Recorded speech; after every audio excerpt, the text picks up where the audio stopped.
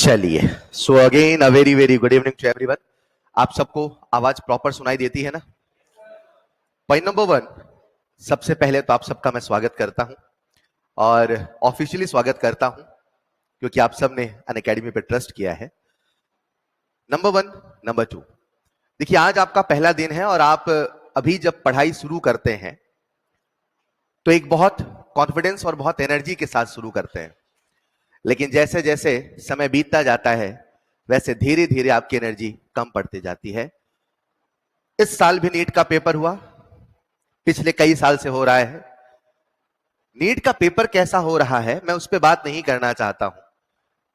मैं एक चीज जो आपसे साथ शेयर करना चाहता हूं वो ये, जब भी हर साल बच्चों के रिजल्ट आते हैं और उसमें से जब बच्चे आके हमें अपने नंबर बताते हैं तो कुछ बच्चों में मैं एक चीज हमेशा सिमिलैरिटी, समानता पाता हूं और वो ये, यार ये बच्चा साल भर मुझे क्लास के इस जगह पे इस कोने पे बैठा दिखाई देता था। जिन बच्चों के 700 नंबर, 680 नंबर या कभी टेस्ट सीरीज में जिनके मोर देन 700 होते हैं वो कभी क्लास नहीं छोड़ते हैं। क्या उन्हें सब्जेक्ट नहीं आता? क्या उन्हें कंटेंट नहीं आता? लेकिन फिर भी वो कभी क्लास नहीं छोड़ते। मैं जब भी क्लास स्टार्ट करता हूं तो हमेशा दो चीजें डिमांड करता हूं, मतलब आपको समझाऊंगा ऐसा क्यों है। और उन दो चीजों में जो सबसे पहली चीज मैं डिमांड करता हूं वो है, प्यारे बच्चों, रेगुलर क्लास। आप किसी भी कीमत पर प्लीज क्लास नहीं छोड़ें। अगर आप क्लास छोड़ते हैं तो कई बार क्लास छोड़ना केवल टॉपिक छोड़ना नहीं होता, जब आप क्लास छोड़ते हैं तो आप उस टीचर के साथ डिसिंक्रोनाइज हो जाते हैं। ये एक लेक्चर में नहीं समझ में आता, ये दो लेक्चर में नहीं समझ में आता, लेकिन जब धीरे धीरे कोई जरूरी चीज आती है फिर वहां उसका असर नजर आता है। मैं आज फिजिकल केमिस्ट्री की बात करूं, मैं फिजिकल केमिस्ट्री पढ़ाता हूं। मेरा नाम टीएन मिश्रा है, टीएनएम सर के नाम से बच्चे जानते हैं। तो जब मैं फिजिकल केमिस्ट्री पढ़ाता हूं, अगर मैं बिल्कुल बिल्कुल फैक्चुअल बातें करता हूं, बिल्कुल फैक्चुअल बातें, हमारा कितना परसेंटेज है नीट के पेपर में? 8%। अगर मैं 15 सवाल के हिसाब से बात करूं तो 15 सवाल केवल 8% होता है। मेरी बात को समझना, 8% का खेल उसकी गारंटी मैं लेता हूं। मैं 15, इस साल 19 सवाल आ गए, अलग बात है। मैं ऑन एन एवरेज जो 15 सवालों का चलता है equal partition, physical chemistry, organic chemistry, inorganic chemistry का, तो 15 सवाल मात्र 8% होता है मेरे भाई। 8% न सिलेक्शन रुकता है न सिलेक्शन होता है, रैंक आती है या ऊपर जाता है। लेकिन वो कहते हैं ना कि सब्जेक्ट नहीं आता तो फिर कॉन्फिडेंस नहीं आता। मैं कहना क्या चाहता हूं, एक या दो लेक्चर से शायद जो आपने सवाल क्लासेस छोड़ी उससे सवाल ना आए, लेकिन वो जो एक या दो लेक्चर से आपके अंदर डिसिंक्रोनाइजेशन होता है वो एक लॉन्ग टर्म में आपको परेशान करता है। तो नंबर 1, किसी भी कीमत पे क्लास नहीं छोड़े। एक बात। दूसरी बात, जब अपन क्लासेस स्टार्ट करते हैं तो मैं आपको डेली कुछ होमवर्क दूंगा। कई बार होमवर्क यही होगा जो आज पढ़ाया उसे रिवाइज करके आइए। कई बार होमवर्क यही होगा जो आज पढ़ाया उसे, और कई बार बच्चे कहते हैं सर ये तो हमें पहले से पता होमवर्क यही होगा, और आप उसे नजरअंदाज करने लगते हैं। Don't do this. दो बातें डिमांड करता हूं लेक्चर नंबर 1, और आपसे रिक्वेस्ट करूंगा आप सभी अपने कॉपी के पहले पन्ने पे इन दोनों बातों को लिख देना और जाके आज दीवार पे चिपका देना। चाहे जो हो जाए मैं इन दोनों बातों को नहीं कभी वॉयलेट करूंगा। पॉइंट नंबर 1, क्लास नहीं छोड़नी है। एंड पॉइंट नंबर 2, आपको रेगुलर होमवर्क करना है। आपको रेगुलर होमवर्क करना है। आपको रेगुलर होमवर्क करना है। जब मैं होमवर्क कहता हूं तो अभी आपको बताऊंगा कैसे हमारे लेक्चर स्टार्ट होंगे, क्या होगा। जब मैं फुल फ्लेज क्लासेस स्टार्ट हो जाएंगी तो आपको जब होमवर्क दूंगा तो कभी एक दिन में 5 सवाल होंगे, तो कभी एक दिन में 10 सवाल होंगे, तो कभी एक दिन में 50 सवाल भी होंगे, तो कभी एक साथ आपको ईएलपी भी मिलेगा, मॉड्यूल भी मिलेगा, एनसीईआरटी भी मिलेगा, कई बहुत सारा होमवर्क होगा। शुरू में बच्चा बहुत बढ़िया से काम करता है, लेकिन जैसे जैसे समय बीतता जाता है वैसे वैसे उसका होमवर्क करने का एफिशिएंसी कम होता जाता है। उसी दिन से वो पीछे होने लगता है। अगर आज मैंने आपकी कॉपी में 5 होमवर्क दिए, number 1, number 2, number 3, number 4, number 5, तो आपका ये फर्ज बनता है पांचों करें। और अगर किसी कारणवश पांचों नहीं कर पाते तो 4 करें, अगर 4 नहीं कर पाते तो 3 करें, लेकिन बिना कुछ होमवर्क किए नहीं आए। मिनिमम क्राइटेरिया होमवर्क का ले रहा हूं मैं 50%। ऐसा एक भी दिन मत जाने देना जब 50% से आपका कम होमवर्क हो जाए. This is the most worst situation in this preparation journey. और सबसे जरूरी चीज, आप में से बहुत सारे बच्चे, और एक कहते हैं ना कि हवा ऐसी चल रही है, एक संशय की हवा चल रही है, एक डाउट की हवा चल रही है. और जब वो हवा चलती रहती है तो हम भी कहीं ना कहीं जबरदस्ती उसमें बेहाल रहते हैं. कहीं मोहल्ले में बगल में आग लगी हो, सुन सुन के किसी के अंदर आग लगी रहती है. मेरी बात समझना, जबकि उनके घर में कुछ नहीं है, लेकिन फिर भी सुन सुन के ऐसा मेंटल स्टेटस होता है कि परेशान रहते हैं. हाँ यार, आग लग गई. जबरदस्ती की एक निगेटिविटी है. जब कोई फैसला ले लें तो उस पर डाउट नहीं करें. आपने ड्रॉप का फैसला ले लिया तो आपको डाउट करना, आपने फैसला लिया है उसे सही साबित करके बताइए. अपने पड़ोसियों को, अपने घर वालों को, अपने दोस्तों को, अपने आप को. Take a decision and make it right. Doubt के साथ ये सफर मत शुरू करना. मेरा होगा, कितना कट ऑफ जाएगा, इतना जा रहा है फिर उतना जाएगा, क्या पता फिर ऐसा हो गया जैसे इस बार हुआ, हर साल धांधली होगी. ये सारी बातें सोचने की आवश्यकता. Accident happen accidentally. क्या बोला मैंने? Accident happen. जो जीवन भर गाड़ी चलाता है रोज एक्सीडेंट नहीं होता. Accident happen accidentally. ऐसा इतिहास के पन्नों में शायद किसी नेशनल लेवल के एग्जाम में आप सब सुन तो रहे हो ना. दोस्त तो बताते होंगे ना जो चल रहा है देश में. हेलो. ये जो हो रहा है शायद ऐसा नहीं हुआ, लेकिन मैं क्या कहना चाह रहा हूं, आपने ड्रॉप लेने का फैसला ले लिया तो अब आपने फैसला ले लिया, उसे सही साबित करके बताइए. अब उसमें क्वेश्चन मार्क मत लगाइए. चलेगा? मैंने क्या बोला समझ पाए? मैंने कहा take a decision and make it right. आपने एक डिसीजन लिया है. Take a decision. इसमें थोड़ा लैग आ रहा है क्या?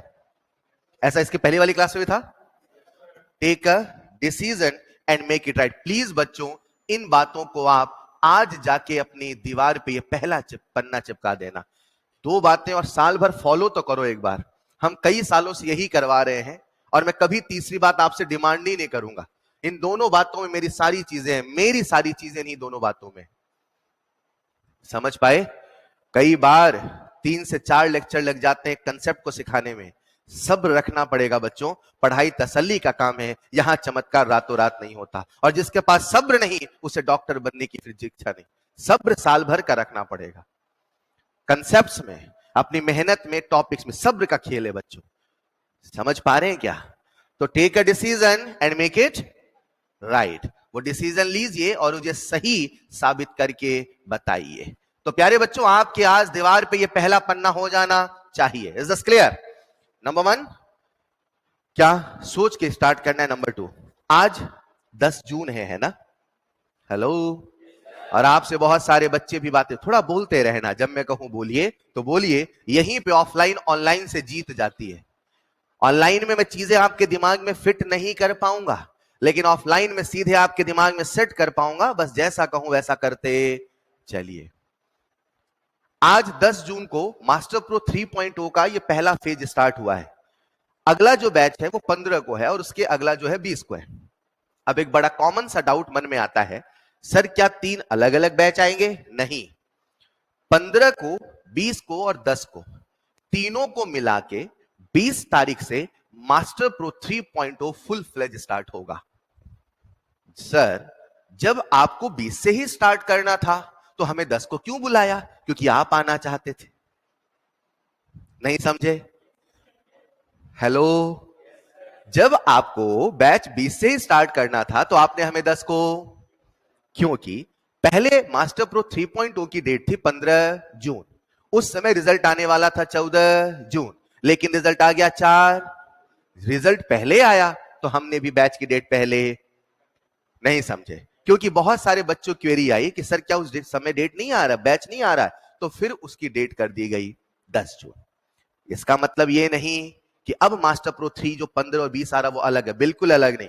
ना टीम अलग है, ना क्लासेस अलग हैं, कुछ भी अलग.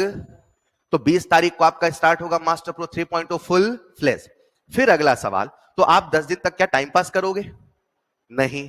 तो फिर जो पढ़ाओगे जो 20 को आएंगे उनका नुकसान होगा? तो नहीं होगा. आपको कैसे पता? क्योंकि वो पढ़ाया जाएगा. क्या बोला मैंने? वो पढ़ाया जो अभी बहुत इंपॉर्टेंट नहीं होगा। अगर आप अभी लेक्चर प्लान देखें, आपको लेक्चर प्लान मिल गया है, तो वीक में शायद पर सब्जेक्ट की 2 या 3 क्लासेस आ रही हैं, ठीक है। कारण बस इतना है, जैसे ही 20 तारीख को आएगा वैसे ही मास्टर प्रो 3.0 फुल फ्लेश पूरे स्विंग में स्टार्ट होगा, चलेगा। आपका जो पेपर है वो भी 20 से काउंट होगा। आपकी जो सारी प्रिपरेशन मतलब मास्टर प्रो 3.0 की वो कब से काउंट होगी? 20 से। तो अभी ये मत सोचना कि आज हम आ गए तो अगले 21 दिन के बाद पेपर होगा, क्योंकि जनरली पेपर कितने दिन में होता है?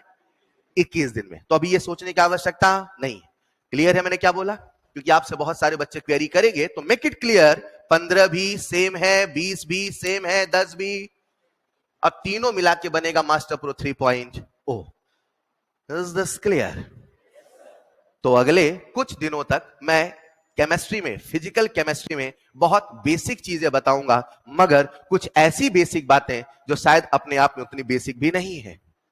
फॉर एग्जाम्पल, उदाहरण के तौर पे, आप सबने एलिमेंट का नाम सुना है, आप सबने मॉलिक्यूल का नाम सुना है, आप सबने कंपाउंड का नाम भी, बोलो ना यार, न जाने कितनी बार सुना होगा, न जाने कितनी बार बोला होगा, लेकिन अगर मैं आपसे पूछ दूं क्या तीनों में अंतर है, तो शायद एक बार आपके दिमाग में क्वेश्चन मार्क लगे। मैं कहूं क्या कंपाउंड मॉलिक्यूल में अंतर है, तो शायद एक बार आपके दिमाग में क्वेश्चन मार्क लगे, और उसे अगर मैं थ्योरी में फ्रेम करूं तो शायद एक बहुत बड़ा क्वेश्चन मार्क आपके दिमाग में लगे। तो इन छोटी छोटी बातों को ही अपन टच करेंगे, और फिर जब 20 जून से फुल फ्लेज स्टार्ट होगा उस समय मैं 12th के टॉपिक से सिलेबस स्टार्ट करूंगा। बच्चों, क्या होने वाला है समझ पाए? 20 तारीख से मैं स्टार्ट करूंगा 12th का। उसके पहले कुछ बेसिक बातें चलेंगी, मगर वो बेसिक बातें भी अगर आपने देखा हो तो क्या लिखा है? मोल। सच में मैं मोल कंसेप्ट भी नहीं पढ़ाऊंगा, है? मोल कंसेप्ट भी नहीं पढ़ाओगे? मोल कंसेप्ट अपने आप में बहुत इंपॉर्टेंट है, लेकिन अगर किसी को थोड़ा बहुत 11वीं की बातें याद हो, मोल कंसेप्ट के पहले बहुत सारी चीजें हैं। याद दिलाऊं? एम्पेरिकल फॉर्मूला, मॉलिक्यूलर फॉर्मूला, अरे बोलो ना यार, परसेंटेज कंपोजिशन, कितने मोल हैं, कितना वॉल्यूम है, एंड सो ऑन। तो इन्हीं छोटी छोटी बातों को हम करेंगे और 20 जून से फुल फ्लेज पढ़ाई स्टार्ट करेंगे। क्लियर है? क्लियर है? शुरू करें पढ़ाई। Take a decision and make it. फैसला ले लिया तो सही साबित करके, किसको सही साबित करना है? अपने आप को सबसे पहले। आपने ड्रॉप लिया है ना यार। हेलो, ऐसा होता है, बच्चे मैसेज करते हैं, कहते हैं सर मेरे दोस्त का हो गया, मेरा नहीं हुआ। तो अगले साल आपको भी कोई कहेगा मेरे उस दोस्त का होगा, मेरा नहीं हुआ। समझ पा रहे हैं क्या? ये सब छोड़े, पढ़ाई पूरे जी जान से करनी है। और बस 2 बातें मैं आपसे कह रहा हूँ, फॉलो तो करो सही, आप फॉलो करो तो सही, बस मनमानी मत करना। एक और अहम बात कह दूं फिर क्लास शुरू करता हूं। मतलब आप ये मानो कि आपका ओरिएंटेशन जैसा नहीं हुआ है कुछ, तो वो 10-15 मिनट आपको बता रहा हूं। आप में से बहुत सारे बच्चे हैं जो शायद पहले पढ़े हुए हैं, उनके पास नोट्स भी बने होंगे। नोट्स बने कि नहीं बने? पहले कभी आपने 11वीं 12वीं पढ़ा है? अरे पढ़ा तो है ना? एनसीईआरटी का नाम सुना है? बस, तो अगर आपने पहले कभी पढ़ा है तो आप सबने नोट्स बनाए, हो सकता है मुझसे ही पढ़ा, हो सकता है वीडियो लेक्चर से, क्लासेस, कैसे भी। उन नोट्स को कर दे साइड में। कहां कर दे? उनको बेचना नहीं है, उनको कहां करना है? फिर से पढ़ाई जीरो से स्टार्ट होगी। क्या वर्ड बोला मैंने? फिर से पढ़ाई। अब आप कहोगे सर मोल कंसेप्ट का महारथी हूं मैं, मुझे एक भी सवाल गलत नहीं होता, मैं क्यों पढ़ूं? तब भी पढ़ना है। एक बच्चे ने, जब रिजल्ट आया था तब की बात है सर, जब रिजल्ट आया था तब की बात है, रैंक नहीं आई थी, ठीक? रिजल्ट आया था तो अलग खुशनुमा माहौल था। हेलो, वो जब आंसर किया आया था एक दिन पहले, जब अपने आंसर आ गए थे, रैंक नहीं आई थी, मैं तब की बात कर रहा हूं। उस दिन अलग उत्साह था, और रैंक आने के बाद कुछ लोगों ने 6-6 किलो मिठाइयां बांट दी थी। ऐसा हुआ है कि किसी के साथ? खैर, तो जब रैंक नहीं आई थी उसके पहले जब रिजल्ट आया था तो किसी बच्चे के 600 नंबर आ रहे थे, 608 के आसपास थे। उसने कहा सर मैं सोच रहा हूं ड्रॉप ले लूं, मुझे 40 नंबर और लाने हैं, 610 मान लो, 40 नंबर और लाने हैं। मैंने कहा क्यों सर? मुझे 650 चाहिए। मतलब वो ड्रॉप 650 के लिए नहीं ले रहा है, वो ड्रॉप, सच बताओ, सच बताओ, उसे 40 नंबर की तैयारी करने की 650 की। मैं क्या कह रहा हूं समझ पा रहे हो? अगर आपने भी 1 महीने से पढ़ाई छोड़ी होगी ना, तो चीजें भूलने लग जाती हैं। अगर दिमाग में होता है टॉपिक, जो बच्चे बहुत अच्छा पढ़े रहते हैं, कई कुछ बच्चे रहते हैं जो खूब मेहनत करते हैं, जब टॉपिक स्टार्ट होता है उन्हें चीजें लगती हैं ऐसी कि पढ़ी पढ़ी सी हैं, लेकिन पढ़ना, एक एक सवाल को करना, दोनों में अंतर है। इसीलिए आप प्लीज, अगर पहले पढ़ा है तो इस बार समय कम लगेगा। फॉर एग्जाम्पल, आपने सॉल्यूशन चैप्टर बहुत अच्छे से पढ़ा है, एक एक सवाल लगाए थे, एनसीईआरटी सब खत्म किया था, तो दोबारा पढ़ना पड़ेगा। अगर पहले उस चैप्टर को पढ़ने में 10, 12, 15, 16, 20 घंटे लगे थे, इस बार उससे कम समय लगेगा, लेकिन करना पड़ेगा। मेक इट क्लियर, आपको फिर से सारे प्रॉपर नोट्स बनाने, आपको फिर से सारे प्रॉपर नोट्स, हेलो, फिर से सारे प्रॉपर नोट्स सर मेरे पास है, तब भी। और पॉइंट नंबर 2, अगर लापरवाही करी तो मजा नहीं आएगा। और पॉइंट नंबर 2, आप सबके पास एक होमवर्क कॉपी होनी चाहिए। मैं मेरे फिजिकल केमिस्ट्री की बात कर रहा हूं। कुल कितनी कॉपी चाहिए? एक चाहिए नोट्स कॉपी और एक चाहिए होमवर्क कॉपी। में होमवर्क जो आपको दिए जाएंगे वो करने हैं। आज से 3-4 महीने बाद जब आपके पास मैं मॉड्यूल का या ईएलपी का सवाल पूछूं तो आपके पास सॉल्यूशन होना क्लियर है। कितनी कॉपी बनानी है? बिल्कुल उस बच्चे के जैसे पढ़े ना यार। रैंक हमेशा 12वीं से ही आती है, हर साल का नियम है, हर साल का नियम है। रैंक नहीं आती ड्रॉपर से, जानते हो क्यों? उस 12वीं के बच्चे के अंदर सब कुछ सीखने की फ्रेशनेस की ललक है, और हमारे बच्चों के अंदर एक डर है फिर से वही ना हो जाए कहीं।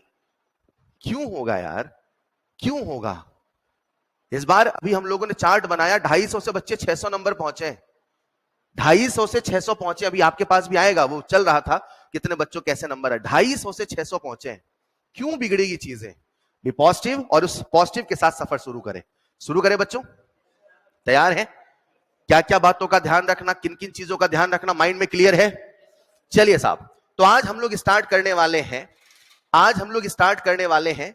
जैसा कि आपने देखा था हेडिंग, मोल कंसेप्ट। जी नहीं, हमारे चैप्टर का नाम है सम बेसिक कंसेप्ट्स ऑफ। तो कॉपी में हेडिंग डालिएगा सुनहरे अक्षरों से, कॉपी में हेडिंग डालिएगा सुनहरे अक्षरों से, some basic concepts of chemistry, some basic concepts of chemistry, some basic concepts of chemistry. Chemistry के कुछ बेसिक कंसेप्ट सीखेंगे, लेकिन वो बेसिक भी कई बार बहुत इंपॉर्टेंट होंगे। कैसे? सुनते चलिएगा, समझते चलिएगा। एनसीईआरटी से कहानी शुरू करते हैं, और एनसीईआरटी कहती है दुनिया में कुछ ऐसा है जिसका नाम है मैटर। दुनिया में कुछ ऐसा है जिसका नाम है क्या आपको यह बताने की आवश्यकता है कि मैटर क्या है? Anything which occupies and have volume नहीं, and have mass is known as matter. जरा अपने आसपास देखिए, हर चीज जिसने स्पेस घेरा हुआ है वो मैटर है। वो चाहे नजर आए, वो चाहे नजर ना आए। एनसीईआरटी कहता है ये जो मैटर आपके आसपास है, आप इनको ध्यान से देखिए और इनको क्लासिफाई करिए। तो उसने क्लासिफाई किया 2 आधार पे। जब भी कभी क्लासिफिकेशन करते हैं, वर्गीकरण करते हैं, चीजों को डिवाइड करते हैं, हमेशा उसका एक बेसिस होता है। आपने भी तो कॉपी अलग अलग बनाई है कि एक ही कॉपी में सब लिख रहे हैं? अभी अलग अलग बनाई है ना। Why there is classification? Classification इसलिए किया जाता है ताकि हम चीजों को आसानी से पढ़। दुनिया में जितने भी मैटर आपको नजर आ रहे हैं उनको क्लासिफाई किया गया, और क्लासिफिकेशन का 2 बेसिस था। सबसे पहला बेसिस था फिजिकल क्लासिफिकेशन, और दूसरा बेसिस था केमिकल क्लासिफिकेशन। सुनते चलना, पहला बेसिस था, बोलते भी रहना, पहला बेसिस था फिजिकल। क्या बोलते रहना, जब मैं कहूं बोलो तो आपको बोलना है बच्चों। Physical classification. ये थोड़ा समझ में आ रहा है क्या? लैग के कारण से प्रॉपर फॉन्ट नहीं आ रहा। सबको समझ में आ रहा है ना? क्या लिखा है प्रॉपर दिखाई दे रहा है? तो सबसे पहला कौन सा क्लासिफिकेशन है, और दूसरा है, लिखते भी चलिएगा। दुनिया में जितने भी मैटर हैं उनको 2 तरीके से क्लासिफाई किया गया, फिजिकल एंड केमिकल। इंटरेस्टिंग ये था जब इनको फर्दर क्लासिफाई किया गया, जब इनको फर्दर क्लासिफाई किया गया, तो फिजिकल क्लासिफिकेशन के तहत मैटर को 3 तरीके से क्लासिफाई किया, सॉलिड, लिक्विड, गैस। आपने बचपन में मैटर के 5 स्टेट सुने होंगे, लेकिन एनसीईआरटी आज भी कितने स्टेट को मानता है? मैं ये नहीं पढ़ाऊंगा सॉलिड क्या है, मैं ये नहीं पढ़ाऊंगा लिक्विड क्या है, मैं ये नहीं पढ़ाऊंगा गैस क्या है। मैं ये बताना चाहता हूं कि सॉलिड, लिक्विड, गैस मैटर का classification on the basis of their physical. मैं क्या सिखाऊंगा सुनिएगा। लेकिन जब सब्सटेंसेस को केमिकली क्लासिफाई किया गया, केमिकली मतलब उनकी प्रॉपर्टीज केमिकली, यानी कि जब उनके एटम, उनके मॉलिक्यूल, उनके रिएक्शन को देखा गया, तो 2 तरीके से क्लासिफाई किया गया। कुछ को कहा गया प्योर सब्सटेंसेस, कुछ को कहा गया और कुछ को कहा गया अगर एक को प्योर कहा, दूसरे को इम्प्योर नहीं बोला, उसे बोला मिक्सचर। अब दिमाग में पहले एक चीज को सेट करो, इम्प्योर जैसी चीजों का जिक्र एनसीईआरटी में जब एक से ज्यादा सब्सटेंस, उसे क्या बोला गया? मिक्सचर। अब वो क्या है सब बताऊंगा, सिखाऊंगा। एक सवाल आपसे पूछता हूं, मैंने कहा प्योर सब्सटेंस, क्या बोला? तो प्योर का फील क्या है आपके मन में? जो प्योर है मतलब अकेला वो है। पानी में दूध मिलाना, क्या बोला मैंने? पानी में, कि दूध में पानी मिलाना, इन दोनों में मिक्सचर कौन है? पानी में दूध मिलाया तो पानी को इंप्योर किया कि दूध को? पानी में, दूध में, अरे सुना होगा ना यार, पानी में और दूध में आपने किसे इंप्योर किया? सर दोनों को। अकेला पानी होता तो प्योर पानी होता, अकेला दूध होता तो प्योर। यानी कि जब आप प्योर बोलते हैं तो प्योर का मतलब क्या है? अकेला केवल वो सब्सटेंस। अगर बाजार से आपने चूना पत्थर लिया, चूना पत्थर समझते हैं क्या? अगर बाजार से आपने तो चूना पत्थर का फॉर्मूला है कैल्शियम कार्बोनेट, अरे हाँ या ना? तो अगर आपने बाजार से कैल्शियम कार्बोनेट लिया तो उसमें प्योर कैल्शियम कार्बोनेट होना, ये नहीं कि चूना पत्थर वाले बेचने वाले ने चूना पत्थर के साथ साथ मिट्टी भी मिला के बेचा। प्योर सब्सटेंस, क्या बोला मैंने? प्योर, जिसमें केवल वही सब्सटेंस, दूसरा कोई सब्सटेंस नहीं होना। और जब एक से ज्यादा सब्सटेंस हो उसे क्या बोलोगे? प्योर सब्सटेंसेस को भी क्लासिफाई किया गया। और जब प्योर सब्सटेंसेस को क्लासिफाई किया गया, तो कुछ का नाम रखा गया एलिमेंट और कुछ का नाम रखा गया कंपाउंड। क्या एलिमेंट प्योर सब्सटेंस है? बोलो ना यार, क्या एलिमेंट प्योर सब्सटेंस है? क्या कंपाउंड भी प्योर सब्सटेंस है? नहीं सुनाई दिया। क्या ये प्योर सब्सटेंस है? क्या कंपाउंड भी प्योर सब्सटेंस है? एलिमेंट क्या है सिखाऊंगा, कंपाउंड क्या है सिखाऊंगा। पहले दिमाग में सेट हो कि प्योर सब्सटेंस की कितने क्लासेस बनाई गई। या तो होगा इन द सेम वे जब हम मिक्सचर की बात करते हैं तो मिक्सचर के भी 2 क्लास बनाए गए। कुछ को कहा गया होमोजीनियस और कुछ को कहा गया हेट्रोजीनियस। कॉपी में लिखिएगा पहले। सर आप हमें सिखाना क्या चाहते हो? मैं छोटे छोटे शब्दों का मतलब बताना चाहता हूं। मैं छोटे छोटे शब्दों का मतलब बताना चाहता हूं।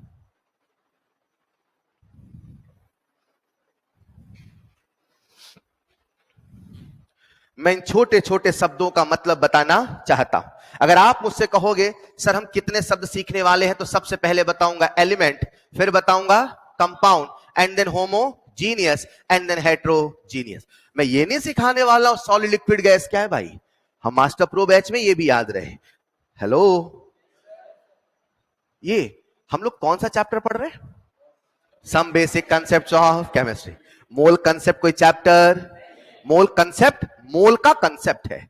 कंसेप्ट मतलब तरीका, कंसेप्ट मतलब मैं कौन सा चैप्टर पढ़ा रहा हूं ये याद रखना अभी, ठीक है? उसमें मैंने आपके सामने 4 शब्द बताए, एक एक शब्द समझते हैं। सबसे पहले बात करें प्योर का। प्योर का मतलब क्या है? जिसमें केवल वो हो कि कोई दूसरा हो। हेलो, इसे थोड़ा इंग्लिश के शब्दों में सजा दे क्या? तो लिखिएगा नेक्स्ट पॉइंट प्योर सब्सटेंस, लिखिएगा नेक्स्ट पॉइंट प्योर सब्सटेंस, लिखिएगा next point pure substance, pure substance लिखना। when ये फैन बंद कर दूं? गर्मी तो लग रही ना? When only one type of when only one type of when only one type of substance is present, when only one type of substance is present, known as pure substance.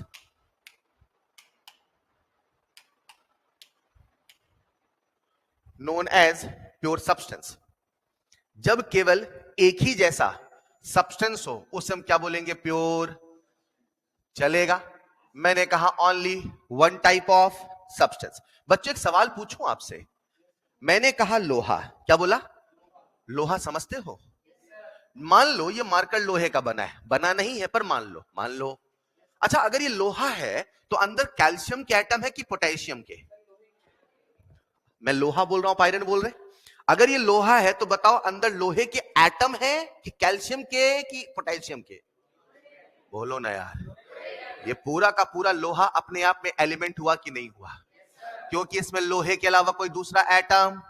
अब ठीक है, मैं हिंदी में लोहा बोल रहा हूं, आपको अंग्रेजी में आयरन सुनना पसंद, आयरन बोल दूंगा। अंदर केवल किसके एटम है? मतलब सारे के सारे प्योर हुए कि नहीं हुए? ये अपने आप में एलिमेंट हुआ कि नहीं हुआ? तो एलिमेंट अपने आप में प्योर हुआ कि नहीं हुआ? इंटरेस्टिंग ये नहीं, इंटरेस्टिंग ये है, सुनिएगा। अगर मैं कहता हूं प्योर सब्सटेंस, तो प्योर सब्सटेंस में भी अगर मैं कह दूं एलिमेंट, क्या कह दूं?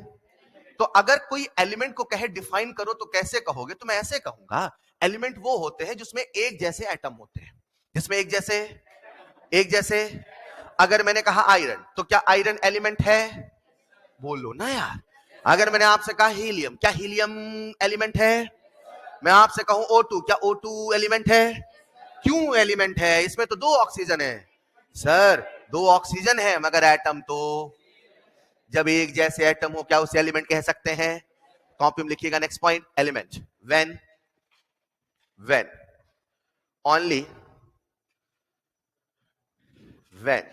only a particular type of atom,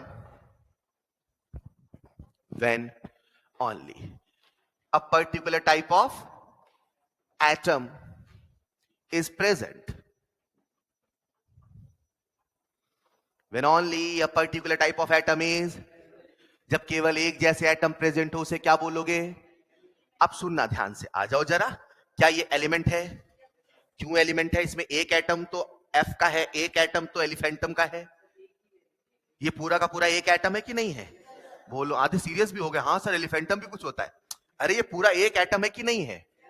अब देखो यही है, जब एक ड्रॉपर बच्चा और एक नया बच्चा पढ़ता है, यही डिफरेंस है। वो एक एक शब्द को, एक एक चीज को बहुत ध्यान सुनता है, वो बच्चा जो नया है। और जो अपना रिपीटर बच्चा पढ़ता है वो हमेशा एक इवैल्यूएशन के रूप में पढ़ता है, जज करते हुए पढ़ता है, दिस इज रॉन्ग।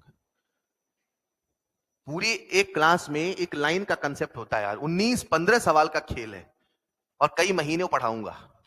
सवाल कितने आने हैं? मेरी बात समझना, उतने महीने बायो पढ़ो तो न जाने कितने सवाल सीख जाए। हेलो, तो मैं कहना क्या चाहता हूं, आपको ये सीखना पड़ेगा कि पूरे लेक्चर में एक लाइन का कंसेप्ट होगा। पूरे लेक्चर में क्या पता एक सवाल बने, क्या पता वो भी ना बने, पूरे चैप्टर से एक सवाल बनता है। कहां से बनेगा किसे पता, कहां से नहीं बनेगा ये भी किसे पता। तो आपको सुनना सब पड़ेगा, ये माइंडसेट चाहिए। इसे बदल के देखो ना, एक बार उस बच्चे के जैसे बन के देखो ना जो 12वीं में पहली बार सब सीखने कसम खा के आता है। ये चेंज करिए, फिर सब चेंज होना लगेगा। समझ पा रहे? आप सब बहुत अटेंटिव हैं, बस ऐसे ही चलना है। अगर उस जजमेंट वे में चले तो फिर मजा नहीं आएगा, क्योंकि जब मेन कंसेप्ट आता है फिर आपका ध्यान वहां नहीं होता। इसे कहते हैं डीसिंक्रोनाइजेशन। Is this clear? तो प्यारे बच्चों, अगर मैं कहूं एलिमेंट क्या है तो कहोगे जिसमें एक जैसा एटम हो, हाँ या ना? मजे की बात ये नहीं, क्या ये एलिमेंट है? यस। क्या ये एलिमेंट है? यस। क्या ये एलिमेंट है? क्या ये एलिमेंट है? क्यों? इसमें तो 4 एटम है, ये एलिमेंट क्यों है? लेकिन चारों एक जैसे। अब यहीं पे लोगों ने नाम बना लिए, कुछ को कहा गया मोनो एटॉमिक, कुछ को कहा गया, कुछ को कहा गया, कुछ को कहा गया, कुछ को बोलने में दिक्कत आई, बोलने में दिक्कत आई, उन्हें भी दिक्कत आई तो उन्होंने नाम रख दिया पॉली एटॉमिक। क्या नाम रख दिया? पॉली बोले तो मेनी, पॉली बोले तो एक से ज्यादा, उसे क्या बोल सकते हैं? डाई एटॉमिक भी तो पॉली एटॉमिक हुआ। तो मैं एलिमेंट को फिर से क्लासिफाई करता हूं, या तो होगा मोनो एटॉमिक, लिखते चलिएगा, या तो होगा मोनो एटॉमिक, या तो होगा पॉली एटॉमिक। और पॉली एटॉमिक में भी केस बना सकते हैं diatomic, triatomic and so on. बच्चों, कहानी में सबसे इंटरेस्टिंग पॉइंट यह है, अगर कभी एक जैसे एटम होंगे तो वो एलिमेंट ही माने जाएंगे। अगर कभी एक जैसे एटम होंगे तो एलिमेंट ही माने, अगर एलिमेंट एक जैसा एटम है, अगर एलिमेंट तो सोचो फिर कंपाउंड क्या बोले, एक जैसो क्या नाम दे दिया, तो जिसमें एक जैसन ही क्या नाम दे दिया, अरे एक जैसे एटम है तो क्या बोलेंगे, एलिमेंट, और एक जैसे एटम नहीं है तो क्या बोलेंगे, नहीं समझे। पानी H2O एलिमेंट है कि कंपाउंड, CO2 एलिमेंट है कंपाउंड, H2SO4 एलिमेंट है कंपाउंड। मतलब जहां भी एक से ज्यादा और अलग अलग एटम, क्या बोला मैंने, रिपीट करो, एक से ज्यादा बोल के सवाल आपको ट्रैप कर लेगा, अरे मेरे भाई एक से ज्यादा तो यहां पर भी है, एक से ज्यादा तो यहां पर भी है, मगर ये फिर भी क्या निकला, एलिमेंट। तो एक से ज्यादा होने से कंपाउंड होने वाला, एक से ज्यादा भी होना और अलग अलग भी होना। लिखिएगा नेक्स्ट पॉइंट, कंपाउंड। लिखिएगा नेक्स्ट पॉइंट, कंपाउंड। लिख लेना, व्हेन मोर देन, व्हेन, ये बेसिक कंसेप्ट है बच्चों, when more than one atom, when more than one atom and different type and different types are present, एक से ज्यादा एटम है और डिफरेंट टाइप के एटम है, उसे हम क्या बोलते हैं, कंपाउंड। अगर आप मेरी बात को समझ पा रहे हैं तो बताइए चूना पत्थर कंपाउंड है कि नहीं है, बताइए H2O कंपाउंड है कि नहीं है, बताइए CO2 कंपाउंड है कि नहीं है। इस पूरी कहानी में एक शब्द और आता है जिसे कहते हैं मॉलिक्यूल। क्या बोलते हैं, क्या मैंने एलिमेंट का मतलब बताया, क्या मैंने एलिमेंट का मतलब बताया, क्या मैंने कंपाउंड का मतलब बताया। बताओ, एलिमेंट प्योर होता है कि मिक्सचर, कंपाउंड प्योर होता है कि मिक्सचर, ये भी प्योर है और ये भी प्योर है और ये भी प्योर। चूना पत्थर मतलब उसमें केवल कैल्शियम कार्बोनेट है, कोई दूसरा मसाला। मिक्सचर का मतलब उसके अलावा कुछ, समझ पा रहे हो ना यार। अब इसी पूरी कहानी में एक शब्द और आता है जिसे कहते हैं मॉलिक्यूल। क्या कहते हैं।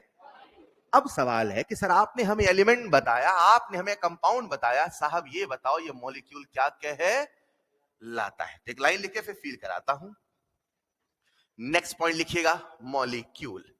मॉलिक्यूल में से क्यूल निकाल देंगे तो क्या बनेगा, दोनों अलग चीजें है ना। लिखो जरा मॉलिक्यूल, एक लाइन लिखे, when more then, when more than one atom, when more than one atom is present, when more than one atom is, रुको जरा, क्या लिखा उसने, when more than, मतलब एक से ज्यादा एटम होना। उसने बोला क्या सेम टाइप हो, उसने बोला क्या डिफरेंट हो। यानी मॉलिक्यूल की शर्त है एक से ज्यादा एटम होना, और कंपाउंड की शर्त है एक से ज्यादा भी होना चाहिए और अलग अलग भी होना चाहिए। अगर समझदार है तो आपसे एक सवाल पूछता हूं, पूछ लूं क्या, बताओ O2 एलिमेंट है कि कंपाउंड है कि मॉलिक्यूल है। रुको, एलिमेंट है कि नहीं है, एलिमेंट है कि नहीं है, कंपाउंड है कि मॉलिक्यूल। आपको कैसे पता मॉलिक्यूल, कितने एटम है, एक से ज्यादा एटम क्या मॉलिक्यूल होगा। क्या हीलियम मॉलिक्यूल है, क्यों, दो एटम है तो सही। सर ये हीलियम का सिंबल है सर, ये मॉलिक्यूल। क्या CO2 मॉलिक्यूल है, CO2 मॉलिक्यूल है कि कंपाउंड है, कंपाउंड भी है मॉलिक्यूल भी है। कंपाउंड के लिए अलग अलग भी होने, मॉलिक्यूल में अलग होना कोई जरूरी हो भी सकते हैं। और अब थोड़ा गहराई समझना, जरा जुड़ना प्यारे बच्चों। मैंने आपके सामने लिखा O3, पहले बताओ ये मॉलिक्यूल है कि कंपाउंड, कंपाउंड क्यों नहीं? कंपाउंड में अलग अलग होना। अगर मैं आपके सामने लिखूं प्यारे बच्चों पानी, ये मॉलिक्यूल है कि कंपाउंड? कंपाउंड है कि मॉलिक्यूल? दोनों है। क्यों दोनों है? एक से ज्यादा एटम है तो मॉलिक्यूल है, अलग अलग है तो, यानी जो कंपाउंड है वो मॉलिक्यूल है। क्या बोला मैंने? जो कंपाउंड है वो मॉलिक्यूल, लेकिन हर मॉलिक्यूल कंपाउंड नहीं। समझे? जो कंपाउंड, हाँ कहा रख रहा हूं, जो कंपाउंड वो अपने आप में मॉलिक्यूल भी, लेकिन हर मॉलिक्यूल कंपाउंड, तो कुछ मॉलिक्यूल एलिमेंट भी तो है। एक सवाल पूछ लूं क्या? पूछ लूं क्या? पहले मॉलिक्यूल लिखा, मोर देन वन एटम लिख लिया, तो एग्जांपल लिख लो पहले एक दो आपके सामने लिखे, O2 CO2 O3 and so on. आइए इस पूरी कहानी को कुछ छोटे छोटे सवालों के माध्यम से करते हैं आत्मसात। आत्मसात समझते?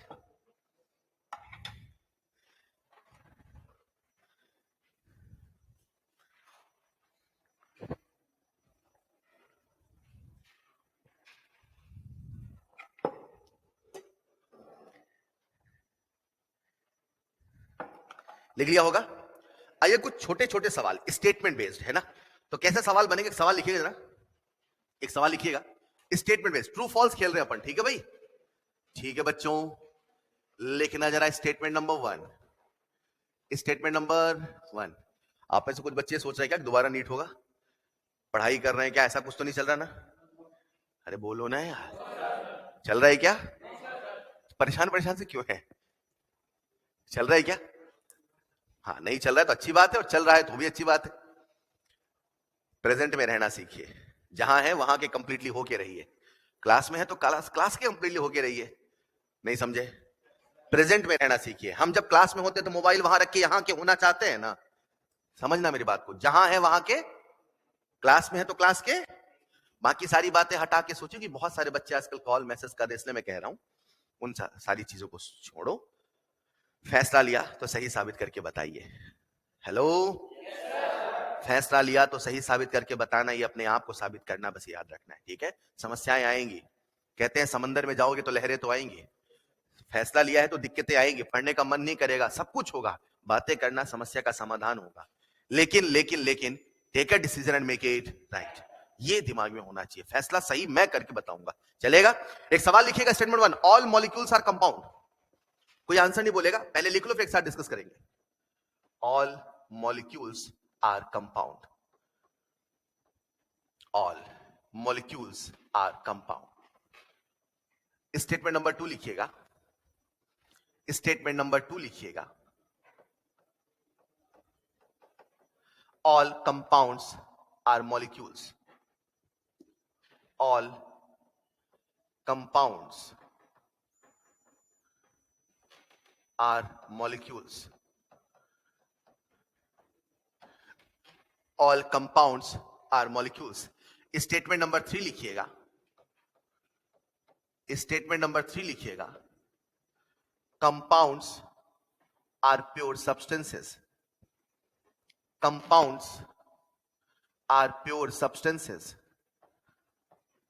जो कंपाउंड्स होते हैं वो प्योर सब्सटेंसेस होते हैं, कंपाउंड्स आर प्योर सब्सटेंसेस।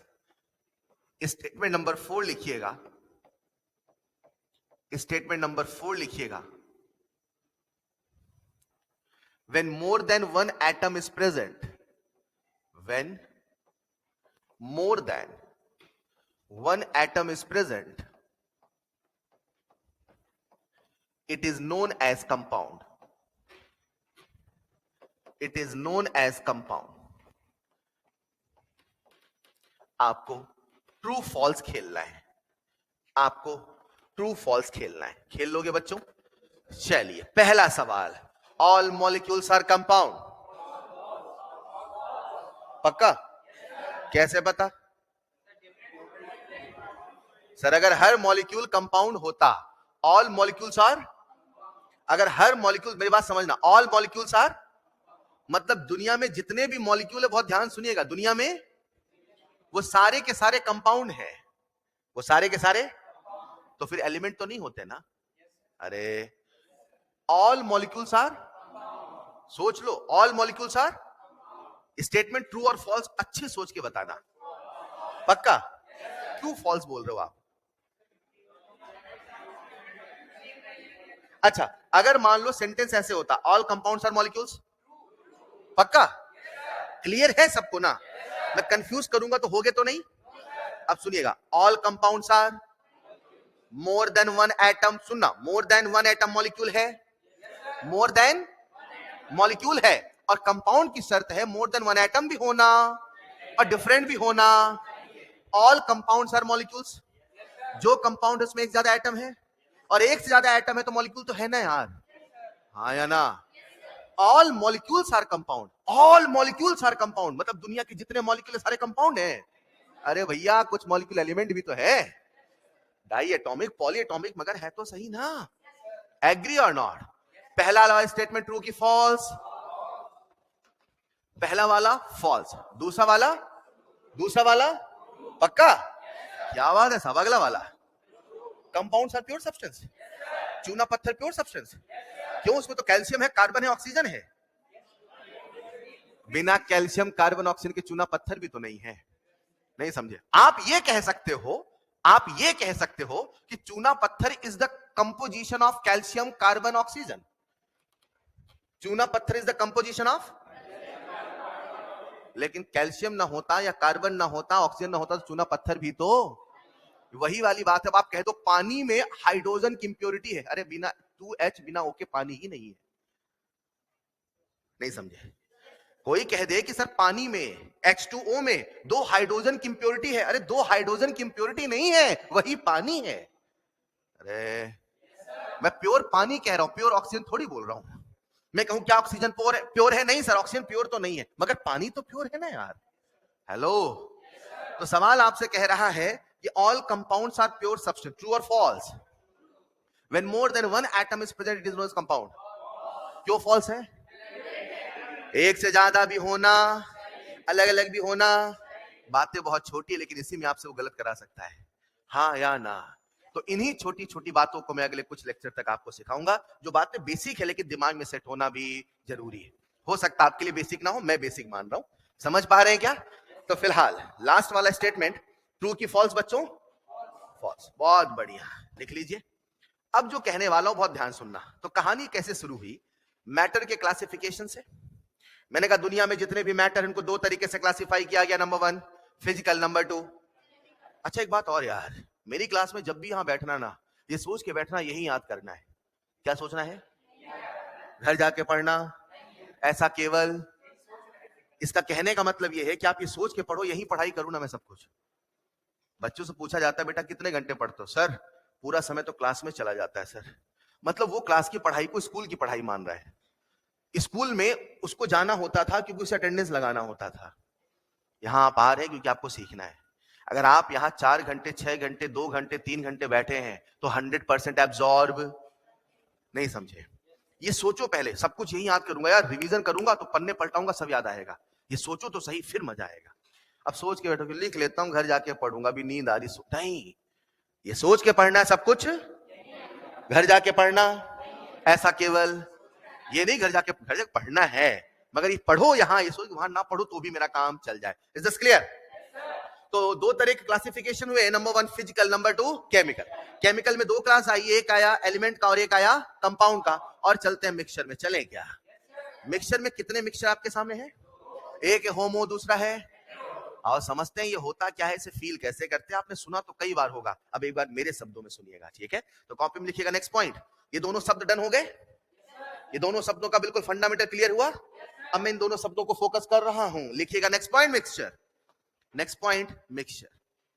अच्छा एक बात बताओ, मिक्सचर में एक ही सब्सटेंस है कि एक से ज्यादा है? एक से ज्यादा।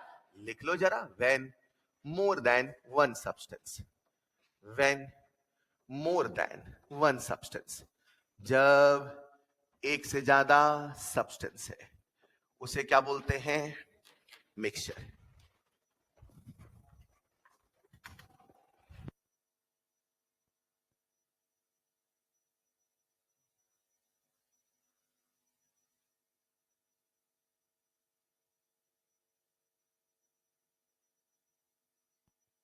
मिक्सचर। तो कितने तरह के मिक्सचर आए? एक को क्या बोला गया? चलो पहले वो चेक करता हूं जो आपको पहले से पता है। तो मिक्सचर के दो क्लास हुए, एक को कहा गया होमोजीनियस और एक को कहा गया हेट्रो। चलो आ जाओ होमोजीनियस में। आपको क्या पता है होमोजीनियस के बारे में? कौन होता होमोजीनियस? पता तो होता है ना, जो सेम फेज में होता है। इतना तो रटा होगा यार। तो कॉपी पहले लिख लो, होमोजीनियस सेम फेज। अब मेरा सवाल आप सब से है, पहला फेज क्या होता है और दूसरा सेम फेज क्या होता है? क्या बोला मैंने? फेज और दूसरा सवाल सेम फेज। सेम फेज मतलब एक जैसा कुछ, मगर क्या? What is phase? मैं बच्चों से कहता हूं फेज क्या है, तो बच्चे अक्सर मुझसे कहते हैं सर फेज ही फिजिकल स्टेट है। फेज ही फिजिकल, रॉन्ग। फेज अलग है, physical state. Phase, physical state. एक सवाल पूछता हूं, पानी आपको दिख रहा है? पानी का फिजिकल स्टेट क्या है? सोच के बोलते हो, पानी का फिजिकल स्टेट बोलो ना यार। चीनी लीजिए हाथ में, चीनी का फिजिकल स्टेट क्या है? पक्का? चीनी को पानी मिलाइए, मिला दिया, अब घोलिए, घुल गया? क्या घुला? कहां घुला? अब पूरा कैसा नजर आया? क्यों? चीनी कहां गया? चीनी कहां गया? चीनी कहां गया? किसी ने बोला पिघल गया, किसी ने बोला, किसी ने बोला पिघल गया। कहां पिघलता है? पानी में पिघलता है चीनी? आ रहा हूं, आ रहा हूं। ये देखो क्या कह रहा था। हाँ, तो बात चल रही थी होमोजीनियस सेम फेज होता है, राइट? तो मैंने कहा फेज क्या होता है, एक छोटा सा एग्जांपल ले रहा था। आपने हाथ में चीनी लिया और पानी लिया, पानी में क्या मिलाया? तो क्या चीनी पानी में घुल गई? चीनी का फिजिकल स्टेट क्या था? अब पानी में कैसी हो गई? पानी में चीनी लिक्विड हो गई। पानी में चीनी लिक्विड हो गई। सोचो तो अजीब लग रहा है कि नहीं लग रहा है? यार जो इतनी मुश्किलों से पिघलता था, चीनी को कभी मैंने तवे में रख के पिघलाया तो भी नहीं पिघला। कभी चीनी को पिघलाने की कोशिश करी आपने बचपन में? छोटे बहुत एक्सपेरिमेंट तो करते रहे होंगे ना यार, है? बैटरी तोड़ना, कांच तोड़ना, ये सब तो बचपन ऐसे ही बीतता है ना। अरे बैटरी तो है ना। कभी चीनी पिघलाने की कोशिश करी, नमक पिघलाने की? चलो छोड़ो, आपने कभी चने भुनते हुए देखे हैं? नमक में भुनते कि नहीं भुनते? तो क्या नमक पिघल जाता है? हाँ ठीक है, नमक पिघलता तो नहीं है ना यार। मैं कहना क्या चाहता हूं, चीनी को आपने पानी मिलाया तो क्या चीनी पिघल गई? चीनी पिघली नहीं तो फिर कहां गई? घुल गई तो कहां गई? जो घुलता है, जिसमें घुलता है, क्या बोला मैंने? जो घुलता है, जो घुलता है, घुल कौन रहा है? चीनी। किस में घुल रहा है? जो घुलता है, जिसमें घुलता है, जो घुलता है जिसमें। तो घुलने का कंसेप्ट आप लोगों को पढ़ाया जाता है इनऑर्गेनिक केमिस्ट्री में, जब लैटिस एनर्जी वगैरह पढ़ाया जाता है। अभी फिलहाल मैं ऐसा कहता हूं, जब भी कोई चीज डिसॉल्व होती है तो लिक्विड में क्या होते हैं, मॉलिक्यूल दूर दूर होते हैं, राइट? उनके बीच में स्पेस होता है, राइट? वो मॉलिक्यूल जाके वहां फिट हो जाते हैं। मतलब इमेजिन करो ये दो पानी के मॉलिक्यूल हैं, अगर आपने चीनी मिलाया तो चीनी उस पानी के बीच में जाके फिट हो गई, बस। तो आपको लगता है कि चीनी गायब हो गई, लेकिन चीनी अभी गायब, चीनी अभी भी पानी के अंदर है। जो घुलता है, जिसमें घुलता है, उसी के रंग में रंगता है। जो जिसमें, उसी के रंग में, उसी के रंग में। पानी में चीनी घुली कि चीनी में पानी घुला? पानी में चीनी घुली, तभी तो मुझे सब पानी पानी नजर आया। अगर चीनी में पानी घुलता, सब चीनी चीनी नजर आता। अरे अब जो कह रहा हूं मेरी बात को सुनिएगा। अगर आपने चीनी को पानी में मिलाया तो चीनी का फिजिकल स्टेट क्या था? लेकिन मिलाने के बाद, घोलने के बाद कैसा नजर आया? जो नजर आता है वो फेज कहलाता है, जो नजर आता है वो फेज कहलाता है, और जो वो होता है उसका फिजिकल। चीनी का फिजिकल स्टेट, घुलने के बाद उसका फेज। अब फिजिकल स्टेट नहीं फेज बोलोगे, उसका फिजिकल स्टेट सॉलिड था, सॉलिड है, सॉलिड नहीं समझे? तो अगर आपने पानी में नमक मिलाया, फटाफट सवाल बताना, पानी में नमक मिलाया, मिला दो। पानी में क्या मिलाया? तो अगर आपने पानी में नमक मिलाया तो बताओ नमक कैसा नजर आएगा? कैसा नजर आएगा? अरे सब लिक्विड जैसा नजर आएगा ना यार। तो इसका मतलब नमक का फेज क्या है? नमक का फिजिकल स्टेट क्या है? क्या था, क्या है, क्या रहेगा? जब तक नमक पिघलेगा नहीं तब तक कभी लिक्विड होगा नहीं। नहीं समझे? जो होमोजीनियस होता है वो सेम फेज होता है। मुद्दे प्यारा, जो होमोजीनियस होता है वो सेम फेज क्या होता है? जो हमें नजर, हेलो, एक जैसा नजर आएगा तो सेम फेज क्या है? पानी में चीनी मिलाया तो चीनी और पानी एक जैसा नजर आया कि नहीं आया? पानी कैसा नजर आया? लिक्विड। चीनी कैसा नजर आया? लिक्विड। यानी दोनों का फेज कैसा हुआ? लिक्विड। यानी दोनों होमोजीनियस है कि नहीं है? पानी में रेत मिलाइए, क्या मिलाया? रेत, समझते हैं? मिलाओ रेत, मिलाओ, मिलाओ ना। अब पानी और रेत को देखोगे तो रेत और पानी अलग नजर आएगा, नहीं नजर आएगा? हाँ, नहीं नजर आएगा। रेत कैसा नजर आ रहा है? सॉलिड। और पानी कैसा नजर आ रहा है? लिक्विड। तो दोनों का फेज अलग हुआ कि नहीं हुआ? अलग अलग नजर आएंगे तो डिफरेंट फेज कहलाएंगे, एक जैसे नजर आएंगे तो सेम। होमोजीनियस का मतलब सेम, हेट्रोजीनियस का मतलब डिफरेंट। कुछ एक सवाल पूछ के कॉपी में लिखाता हूं, सवाल पूछ लूं।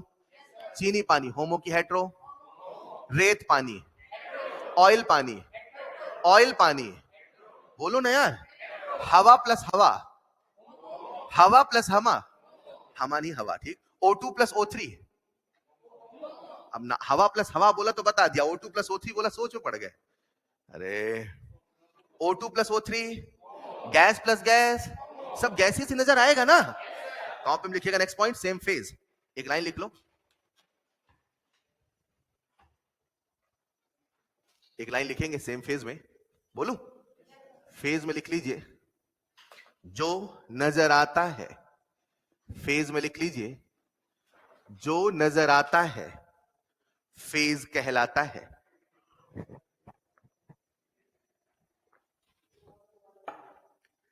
जो नजर आता है, मैं मैसेज वाली इंग्लिश में लिख रहा हूं, चलेगा? जो नजर आता है, मैं सब्सटेंस की बात कर रहा हूं, फेज कहलाता है। जो नजर आता है फेज चलेगा बच्चों? अब अगर मैंने कहा सेम फेज मतलब एक जैसा है ना, तो अगर आपके अंदर कॉमन सेंस है बताओ हेट्रोजीनियस को मैं क्या बोलूं? सेम फेज की डिफरेंट फेज, सेम फेज की डिफरेंट फेज। अगर डिफरेंट फेज बोल रहा हूं तो एक जैसा नजर आएगा, अलग अलग, तो लिख लें different phase, heterogeneous, different phase,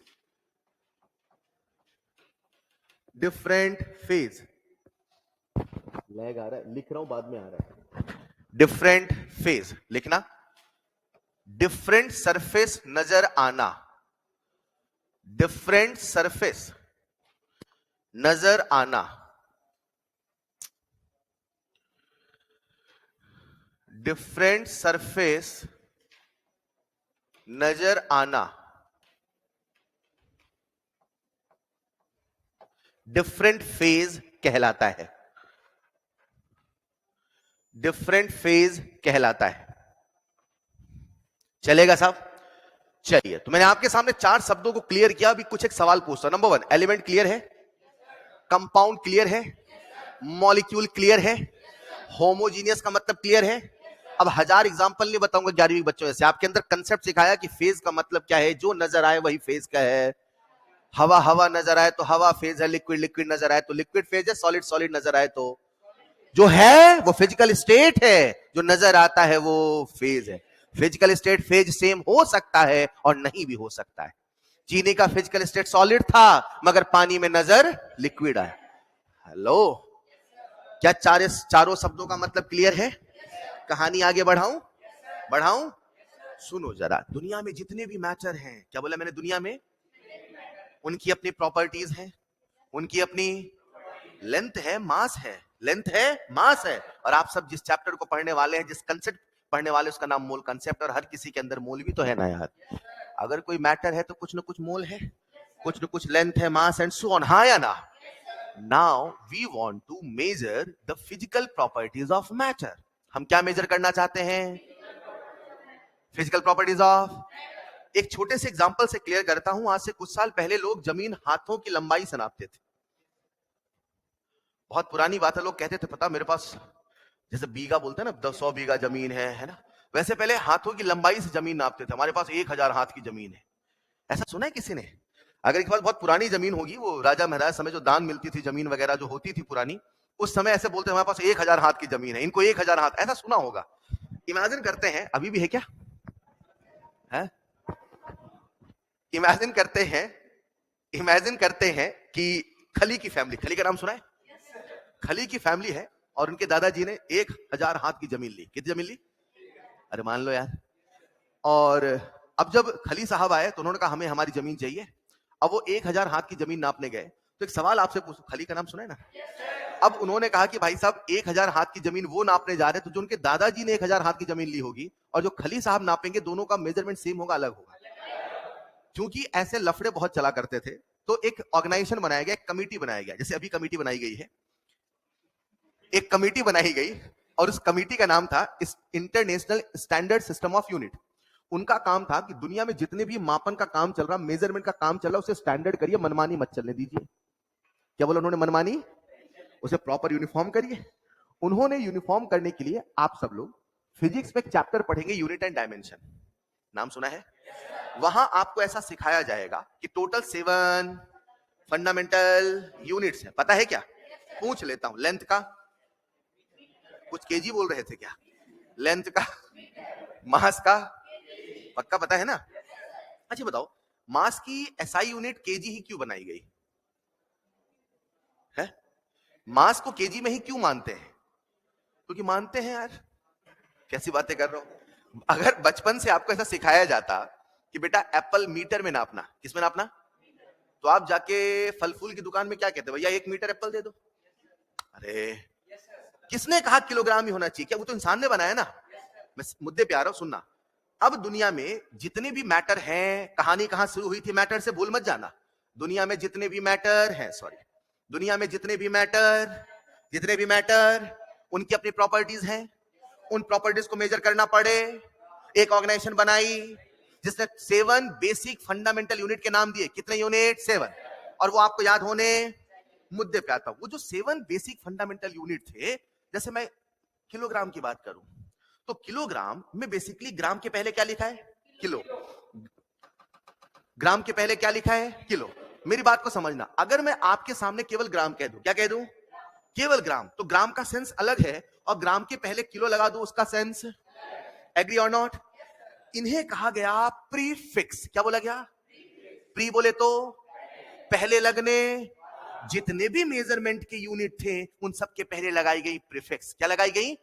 और वो जितनी भी प्रीफिक्स है वो हमें समझनी पड़ेगी क्योंकि वो मेजरमेंट में काम आती है। फॉर एग्जांपल, अगर मैं आपसे कहूं मीटर और मैं आपसे कहूं सेंटीमीटर, दोनों सेम है क्या अलग?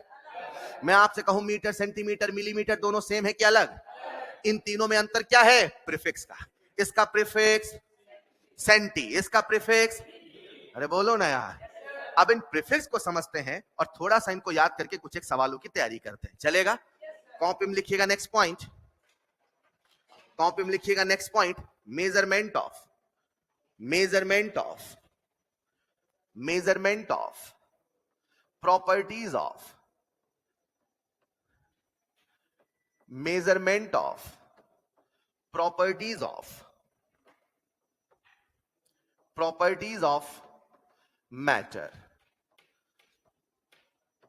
Of matter. चलेगा? कुल कितनी बेसिक एसआई यूनिट है? 7। नहीं लिखा रहा हूं, कहां पढ़ोगे? यूनिट एंड डायमेंशन में। और बाकी सबको क्या बोलते हैं? Derived unit. याद है? पढ़ोगे, that's not our concern, right? अब हमारा कंसर्न क्या है, सुनिएगा। अब इन सभी प्रॉपर्टीज को मेजर करने के लिए हमने बनाया प्रीफिक्स। क्या बनाया? आओ एक बार कॉपी में लिखते हैं, फिर उसे याद करते हैं, ठीक है? सबसे पहला प्रीफिक्स जो आपके सामने लिख रहा हूं, दैट इज डेसी, सेंटी, जैसे वर्टिकल लिख रहा हूं वैसे लिखना है, मिली, माइक्रो, नैनो,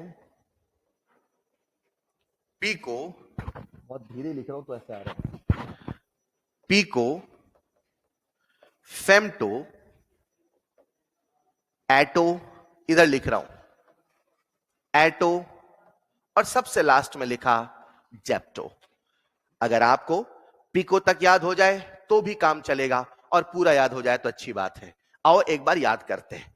डेसी, मैं ऐसे बोलूंगा, शब्द नहीं ये नंबर है, शब्द नहीं ये, शब्द नहीं ये। मैं आपसे कहूं दर्जन, क्या बोलूं? तो दर्जन बोलते आपके मन में किसकी तस्वीर आती है? क्यों दर्जन? तो मैंने शब्द बोला, आपके नंबर में, दिमाग में नंबर क्यों आया? क्योंकि शब्द नहीं वो। जितना क्लियर दर्जन का मतलब 12 क्लियर है, उतना ही क्लियर इन शब्दों का मतलब भी होना। आओ समझते हैं। जब भी मैं कहता हूं डेसी, तो डेसी का मतलब है 10 की पावर माइनस, पहले 1 2 3, फिर 3 की टेबल। क्या बोला मैंने? 1 2 3, फिर 3 की आप पहले बता दो फिर लिखते हैं 10 की पावर माइनस 10 की पावर माइनस 10 की पावर माइनस। अब 3 की टेबल तो 3 6 9 12 15 18 20 चलेगा। कॉपी में एक बार लिख लो फिर बताता हूं। 10 की पावर माइनस 1 माइनस 2 माइनस 3। अब 3 की टेबल -6 -9 -12 -15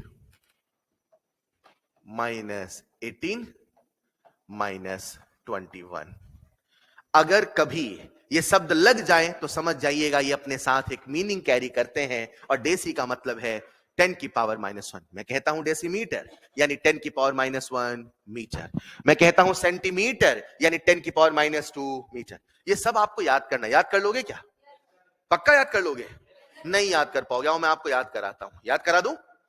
इमेजिन करते हैं डेसी किसी का नाम है। मान लीजिए, अरे मान लीजिए डेसी सेंटी होकर, कैसे होकर? सेंटी होना समझते हैं ना, जैसे रिजल्ट के समय आप हो गए होंगे। डेसी सेंटी होके मिली। कौन मिली? कैसे मिली? किससे मिली? माइक्रो से। तो डेसी सेंटी होके मिली माइक्रो से। नैनो में बैठ के पिक किया। नैनो में बैठ के, थोड़ा ये स्टोरी बनाना तो याद हो जाएगा। डेसी सेंटी होके मिली, नैनो में बैठ के किसको पिक किया? फेम्टो को। अभी मत कहना फेम्टो के किसी का नाम होता है क्या यार? ब्लेड नाम हो सकता है। कोई समझा क्या? ये नहीं समझे? ब्लेड नाम हो सकता है ना। अरे एक मूवी आई थी ना, नाम था ब्लेड। खैर खैर, इधर आओ। डेसी सेंटी होके मिली, नैनो में बैठ के पिक किया। किसको पिक किया? और सबके सब घूमने गए अटाला। कहां घूमने गए? खंडाला है तो अटाला है। सबके सब घूमने गए। डेसी सेंटी होके मिली, नैनो में बैठ के पिक किया, सबके सब घूमने गए और वहां से खाना मंगाया जोमेटो से। नहीं चलेगा। कैसे याद हुआ? 1 2 3 6 9 12 एंड सो ऑन। चलेगा? एक बार पहले याद करो फिर आगे बढ़ते हैं। डेसी सेंटी होके मिली, नैनो में बैठ के पिक किया, सबके सब घूमने गए, वहां खाना मंगाया, नैनो पिको तक याद कर लो तो भी काम चलेगा और पूरा याद हो जाए। बहुत अच्छी बात है। एप्लीकेशन क्या है? आता हूं उसके पहले अभी हमने 10 की पावर माइनस याद किया। अब 10 की पावर हमें प्लस में भी याद करना है। तो कैसे याद करना है? लिख लेना एक बार कॉपी में। Deka, hecto, kilo, mega, giga. उसके बाद भी है टेरा, पीटा एंड सो ऑन। लेकिन आप बस इतना याद रखें, Deka, hecto, kilo, mega, giga. Deka का मतलब है 10 की पावर 1, हेक्टो का मतलब है 10 की पावर 2, किलो का मतलब है 10 की पावर 3, और फिर 3 की टेबल शुरू हो जाए प्लस में। बोलो जरा, 6 एंड देन 9। नहीं चलेगा। अब इसे याद कैसे करें? अगर आप इसे फ्लो में 2 बार 3 बार बोलोगे याद हो जाएगा। बोलोगे मेरे जैसा? Deka, hecto, kilo, mega, giga. बोलो जरा। Deka, hecto, kilo, mega, giga. यही क्लास के क्लास में याद करना है, तभी मजा आएगा। Deka, hecto, kilo, mega. अब थोड़ा फ्लो में बोलो। अब बोलो जरा। थोड़ा दिक्कत आई, एक बार देख लो। Deca, hecto, kilo, mega, giga. अब बोलो जरा। आज घर जाके 2-3 बार बोलना। जब भी बोलोगे ऐसे ऐसे बस लय बोलना, अपने आप याद आ जाएगा। मैं कह रहा हूं ऐसे याद होता है। डेका, हेक्टो, किलो, मेगा, 1 2 3, फिर 3 की पावर 6 एंड सो ऑन। चलेगा? अब जादू दिखाता हूं, सब लोग बोर्ड करना। देखना कितना बेसिक है, लेकिन आप सब यही गलती करते हैं और फिर आगे चल के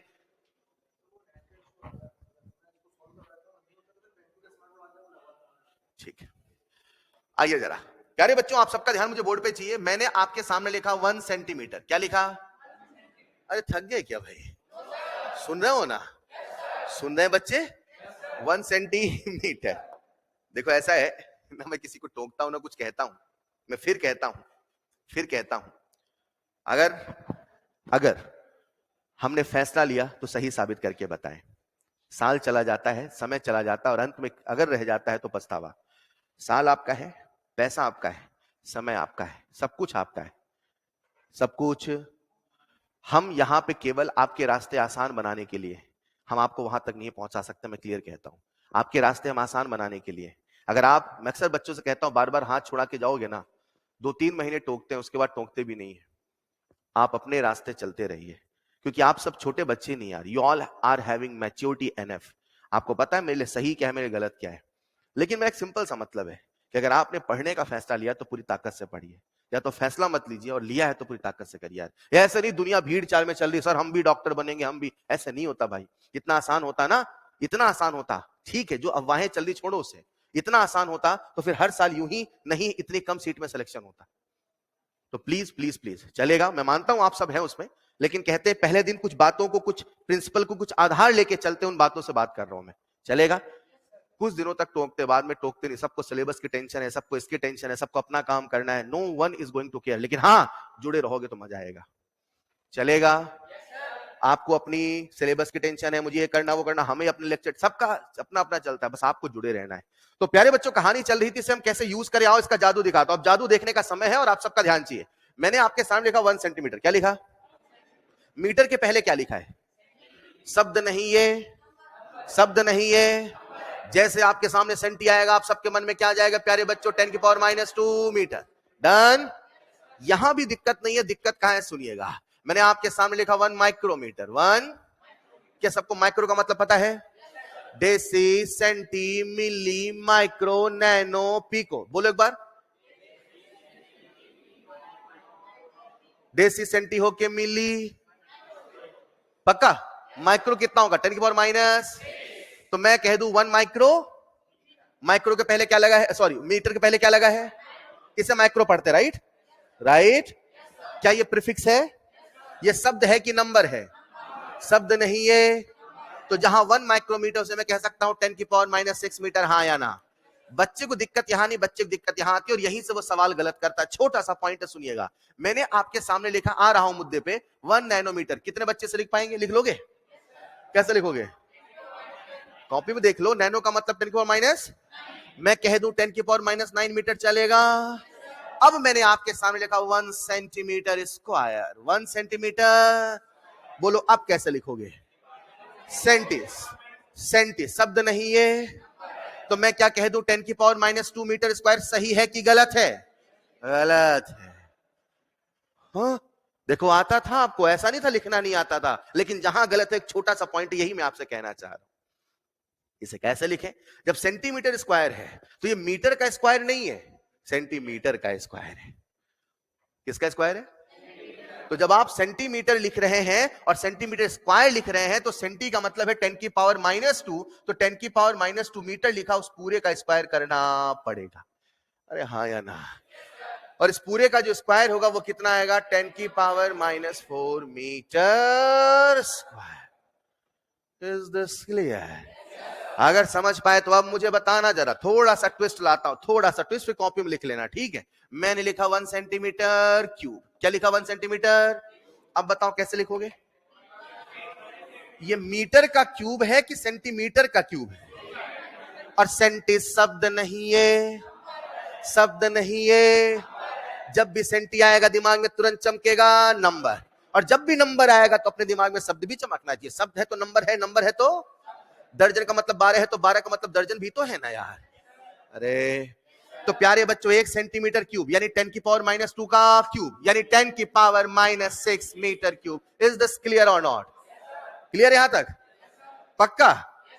पक्का? 6 लग रहा है, क्यूब नहीं लग रहा है क्या? आज बोर्ड, एक मिनट, इसे मैंने क्यूब लिख दिया, डिजाइन से लो लिख दिया, चलेगा?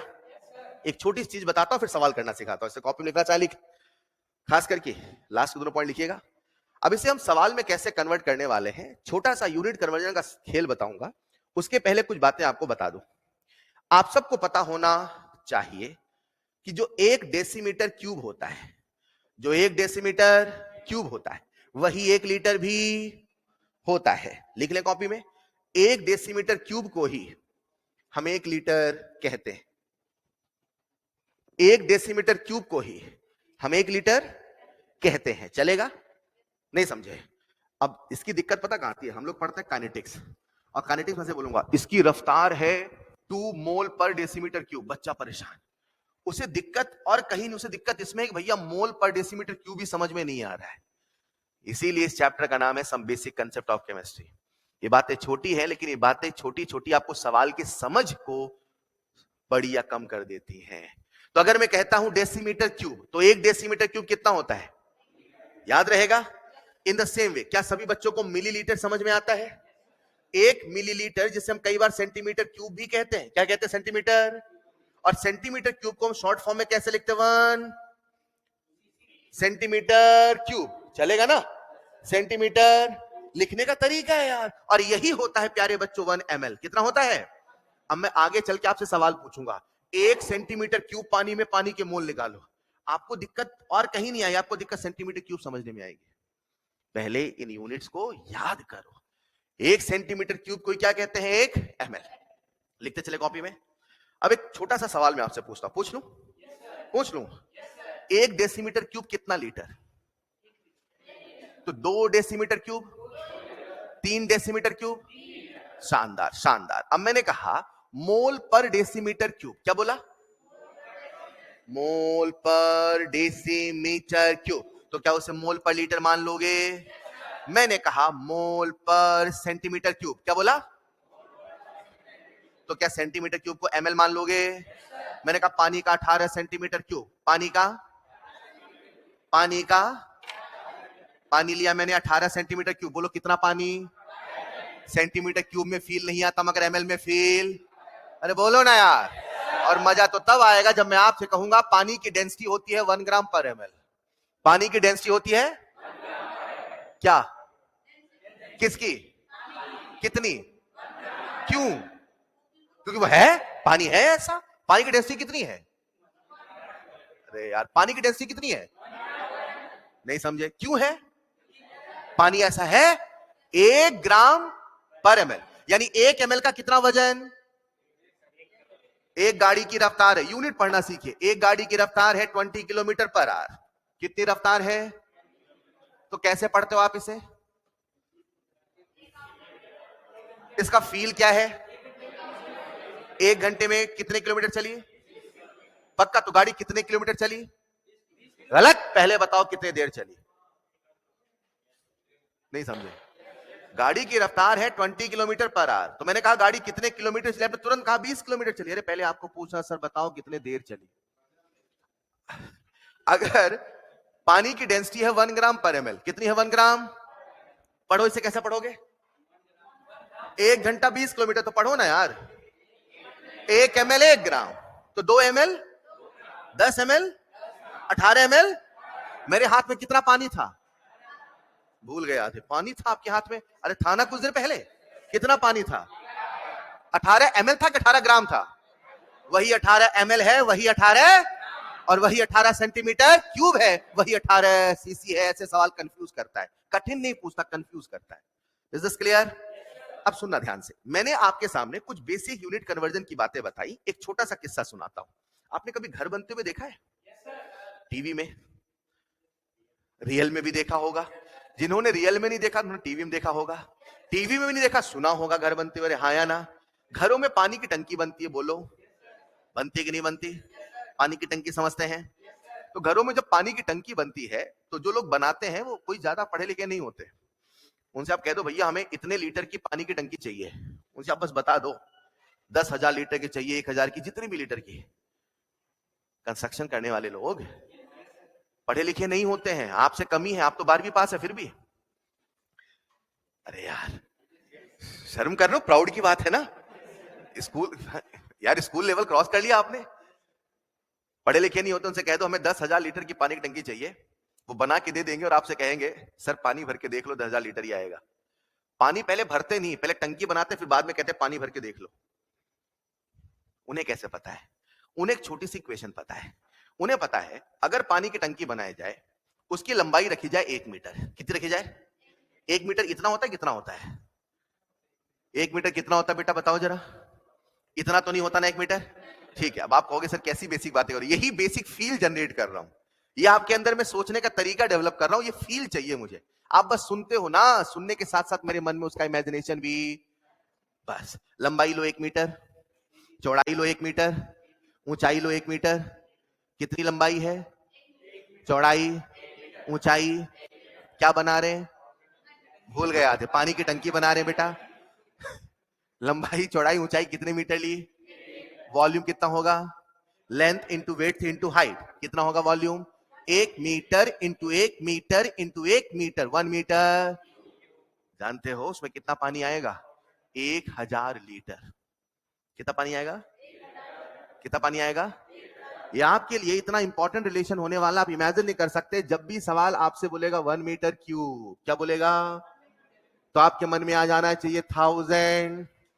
अरे बोलो ना यार, इसे मैं ऐसे कह दूं, बोलो चलेगा, नजर मत हटाना, बोर्ड पे आना जरा, इसे मैं ऐसे कह दूं चलेगा, ये याद रहेगा। कौन सा एग्जांपल याद करोगे, पानी की, अरे बोलो ना बेटा, अगर इसकी लेंथ है 1 मीटर, विड्थ है 1, हाइट है 1, इसका वॉल्यूम कितना होगा 1 मीटर क्यूब, उसमें कितना पानी आएगा 1000।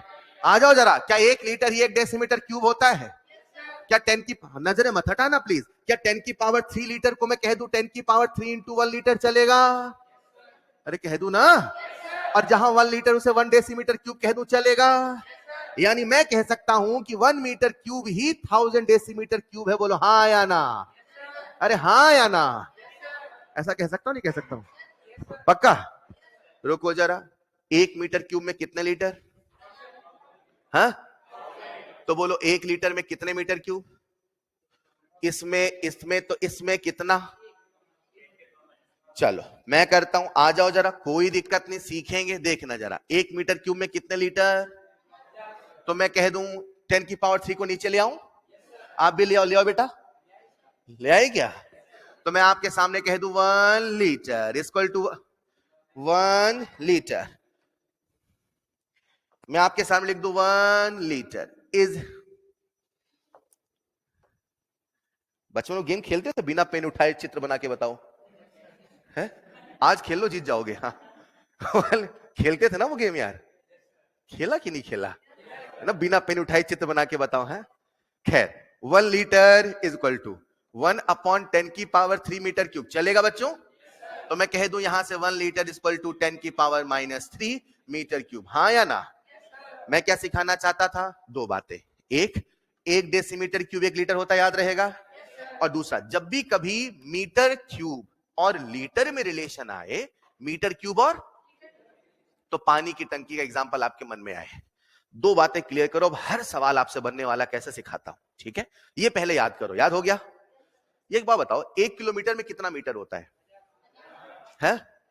माउंट एवरेस्ट की ऊंचाई है 8,848 मीटर, मान लो, अरे मान लो, ये बताओ अगर मैं आपको ऐसी जानकारी दूंगा तो आप क्या मुझसे पूछोगे ऐसा क्यों, कि आप मानोगे अच्छा ऐसा होता है, 1 किलोमीटर में 1000 मीटर होता है, मुझसे पूछोगे ऐसा क्यों, क्या कहोगे, अच्छा ऐसा होता है, अरे हाँ या ना।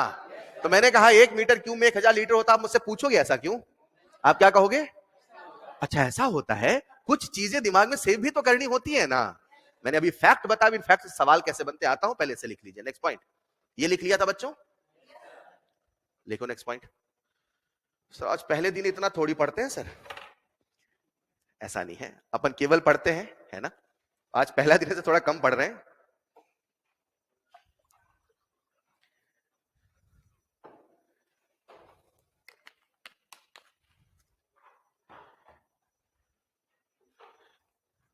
लिख लिया होगा। मैंने आज आपको सम बेसिक कंसेप्ट में अभी तक 2 कंसेप्ट सिखाए, तीसरे कंसेप्ट की ओर जा रहा हूं। 2 कंसेप्ट जो सिखाए, number 1 element compound homogeneous set, clear है, क्लियर है। अब दूसरा कंसेप्ट सिखा रहा हूं, उसकी तैयारी अभी तक करा हूं, सिखाने वाला हूं, क्या, यूनिट कन्वर्जन कैसे करें, यूनिट कन्वर्जन वो सिखा रहा हूं, ठीक। बच्चों देखो ऐसा है, कई बार सवाल सिंपल होता है, कई बार सवाल कठिन होता है। मैं आपसे कहूं 1 किलोमीटर में कितना मीटर है, किसी को दिक्कत तो नहीं आई, तो 5 किलोमीटर कितना मीटर होगा, सो सिंपल। आपने कैसे बता दिया ये, क्योंकि हमें याद है 1 में कितना होता है, हाँ या ना। तो क्या आपको दुनिया की सारी यूनिट याद है, 1 माइक्रोमीटर में कितने नैनोमीटर होते हैं, 1 नैनोमीटर में कितने पिकोमीटर होते हैं, 1 पिकोमीटर में कितने लीटर होते हैं, 1 मीटर, समझ पाए क्या, हर चीज हमें याद।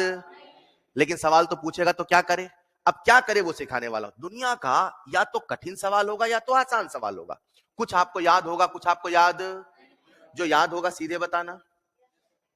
1 किलोग्राम में कितने ग्राम, बोलो ना यार, 1 किलोग्राम में कितने ग्राम, तो इसके लिए वो मत करना जो सिखाने वाला हूं, वरना कुछ भी आता बच्चा वही करता है, लेकिन जो याद नहीं है वहां क्या करे। आओ एक छोटे से एग्जांपल सिखाता हूं, आप सबका ध्यान मुझे बोर्ड पे चाहिए। बच्चों थक गए क्या? अभी तो सफर शुरू हुआ है यार, हाँ या ना? सुनिएगा, और इसीलिए मैं इन बेसिक बात तो कर रहा हूं। मेन फिर से मैं बता दूं, फुल फ्लेज पढ़ाई हमारी कब से स्टार्ट होगी? तब से मैं 12th के चैप्टर स्टार्ट करूंगा। अभी कुछ बेसिक बातें, परसेंटेज, कंपोजिशन, ये सारी चीजें सिखाऊंगा, ठीक है? बेसिक हो सकता है, मगर क्या पता आपके लिए वही बेसिक ना हो। मैं मानता हूं ऐसी चीजें हैं जो पूरी केमिस्ट्री में आती रहती है, ठीक है? चलो आ जाओ, मैंने आपसे एक सवाल पूछा, एक सवाल मुझे सिखाने दो, फिर आप करना, ठीक? और बाकी बातें नेक्स्ट क्लास में करेंगे। 5 सेंटीमीटर क्यूब, क्या लिखा मैंने? 5 सेंटीमीटर। चलो पहले एक सिंपल केस लेता हूं। 5 सेंटीमीटर को मुझे कन्वर्ट करना है नैनोमीटर में। तो सवाल है, convert 5 centimetre into nanometre. 5 centimetre into, इस सवाल को मैं ऐसे भी पूछ सकता हूं कि 5 सेंटीमीटर में कितने नैनोमीटर होते? दोनों सवाल एक ही तो है, सवाल क्लियर है? 5 सेंटीमीटर को किस में कन्वर्ट करना? अब देखो दो सिचुएशन होगी। एक बच्चा इतना टैलेंटेड है कि उसे दुनिया के सारे यूनिट कन्वर्जन याद है, मान लो। अगर वो बच्चा है वो तो सीधे बता देगा इतना है, लेकिन हम लोग वो बच्चे हैं जो सब भूल जाते हैं, मान लो। मैं तो अपने आप को वही बच्चा मानता हूं, भाई साहब मैं सब भूल जाऊं तब भी मैं मेरे मेंटल एप्टीट्यूड से सवाल करके आऊं। अरे हाँ या ना? अब क्या ऐसा दिमाग में रखें कि कभी ना भूले? सुनिएगा, 5 सेंटीमीटर में कितने नैनो? तो मैं कहूंगा 5 सेंटीमीटर में कुछ ना कुछ तो नैनोमीटर होंगे। क्या बोला मैंने? 5 सेंटीमीटर में वो कुछ मुझे पता, वो कुछ निकालने का ही तो खेल है, कुछ निकालने का ही तो मैंने ऐसे कहा, लेट्स इमेजिन 5 सेंटीमीटर में है कुछ नैनोमीटर। सर ये क्या बात होती है? मैंने पूछा 5 सेंटीमीटर में कितने नैनो, और मैं कह रहा हूं 5 सेंटीमीटर में कितने नैनोमीटर, कुछ ही तो निकालने का। अरे हाँ या ना? आ जाना जरा सभी लोग, बच्चे नजरें मत हटाना प्लीज। ये क्या लिखा है? ये क्या लिखा है? शब्द नहीं ये, शब्द नहीं ये। मैं कह दूं आपके सामने 5 इंटू 10 की पावर -2 इंटू मीटर, बोलो चलेगा? यहां लिख दूं मैं x इंटू नैनो 10 की पावर -9, बोलो चलेगा?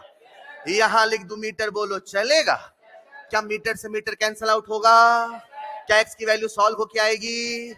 x कितना आएगा? 5 इंटू 10 की पावर -2 अपॉन 10 की पावर माइनस, ऊपर भेजो, सॉल्व करो, +9 -2 कितना आया? तो कह दूं मैं 5 इंटू 10 की पावर 7, हाँ या ना? क्या मुझे x की वैल्यू मिल गई? क्या हम x निकालने चले थे? तो मैं कह दूंगा दुनिया वालों 5 सेंटीमीटर इक्वल टू 5 इंटू 10 की पावर 7 नैनोमीटर। अरे हाँ या ना? मैं कठिन से कठिन सवाल पूछूं, आसान से आसान पूछूं, आप तो कहोगे दिस बराबर कुछ इंटू दैट। कुछ की वैल्यू तो निकालना है, कुछ बोले तो x, कुछ बोले तो चलेगा? कॉपी में लिख ले। तो अगर कोई आपका मित्र, कोई दोस्त घर से नहीं चला है, ट्रेन उसकी लेट है, तो उसे बोलिए टेक इट इजी, आराम से आओ, कोई दिक्कत नहीं है। पढ़ाई कब से स्टार्ट होगी? 20 से। इसका मतलब आपको आना बंद नहीं करना है।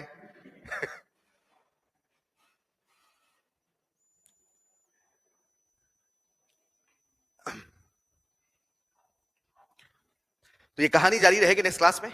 आज हमने कुछ छोटी छोटी बातों पे चर्चा करी, और सबसे बड़ी बात, मैंने आज आपको एक विजन, एक सिद्धांत दिया है जो आपको सॉल्वर फॉलो करना है। प्लीज उस दीवार में चिपका दे, और कसम खाए से फॉलो करूंगा। मैं आपसे वादा करता हूं, हर साल इसे आजमाते हैं, और हर साल बस 2 ही बातें कहता हूं। कभी मैंने तीसरी बात कही हो तो कहना।